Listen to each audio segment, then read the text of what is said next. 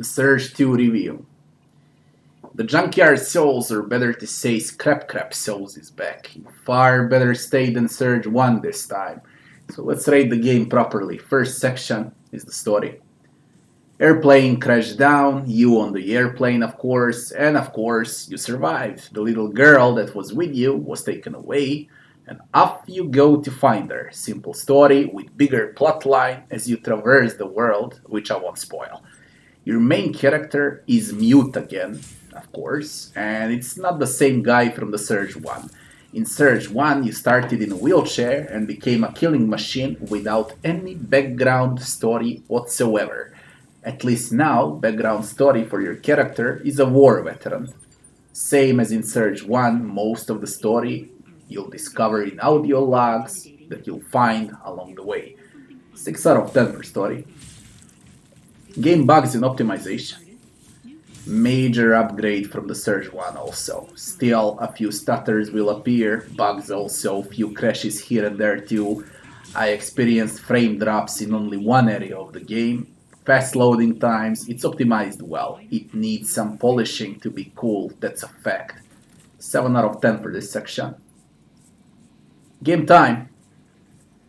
This is a long game with a little replay value. There is a new game plus once you finish with the game, and I tested it for a while.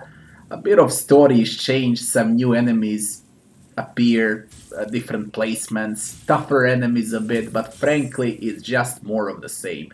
By a long game, I mean 30 hours or so to finish campaign if you'll explore every corner of the map and do all side quests, around 15 to 20 hours if you stick with the main objective only.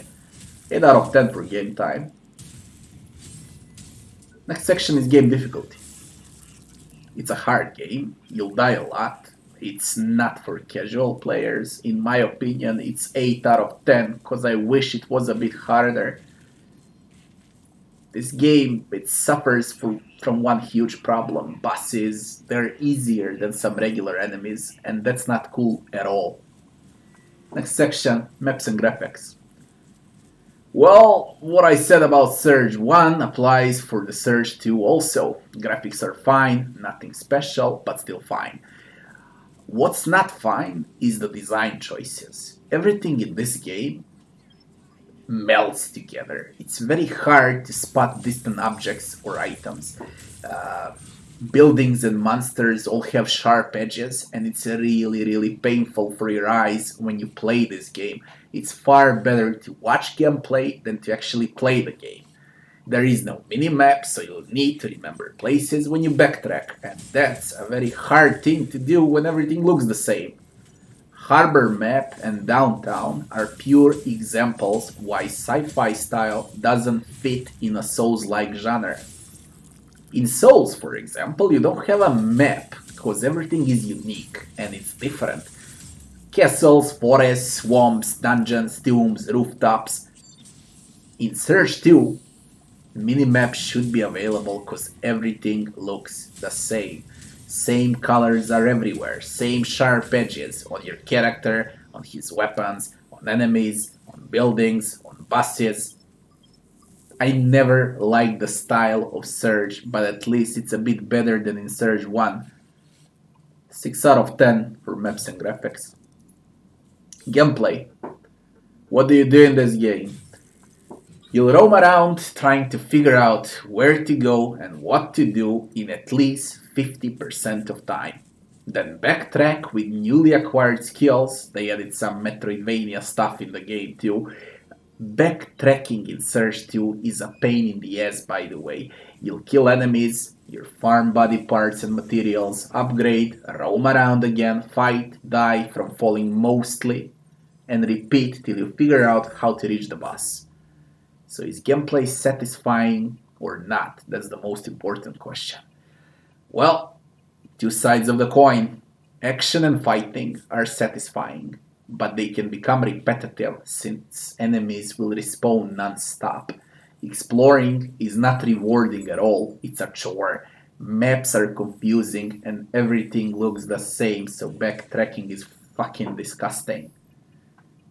Gameplay will get 7 out of 10. Next section, is leveling and itemization. You level up in medbays.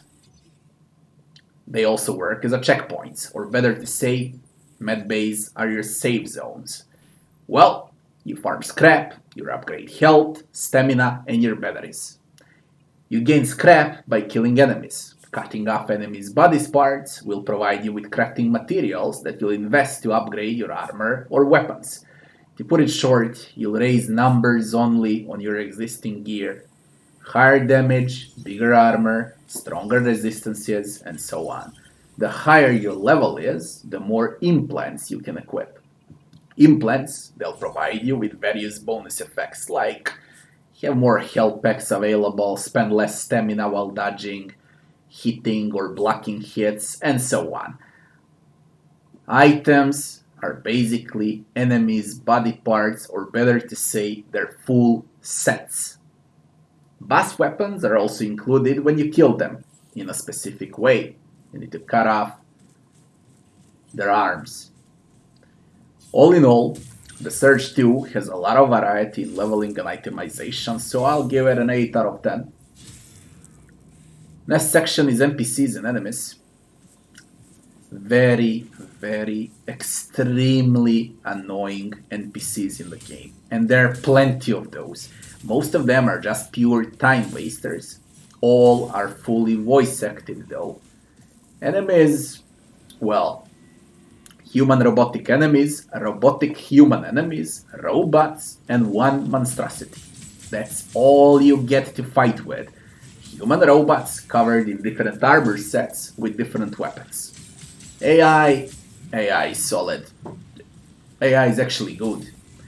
Bosses, most of them were easy, very few were hard, but at least most of them felt unique and huge.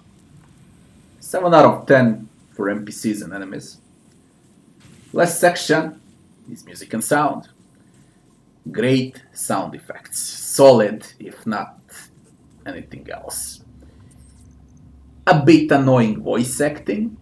Music, well, I had to put music on 30% after a few hours, because some of those techno-psychedelic sounds, same tunes non-stop. Music sounds like my washing machine when it's broken. 6 out of 10 for this section. Conclusion. We got 63 points in 9 sections, and that would be exactly 7 out of 10 for the Surge 2.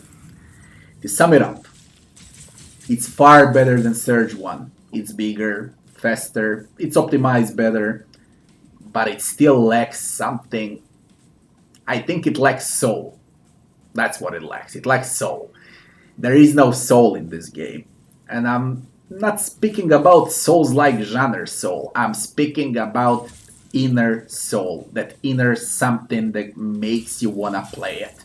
To remember it by something good, something epic. There is none of that in Surge 2. It's just a solid copycat of Dark Souls, and it's nothing else.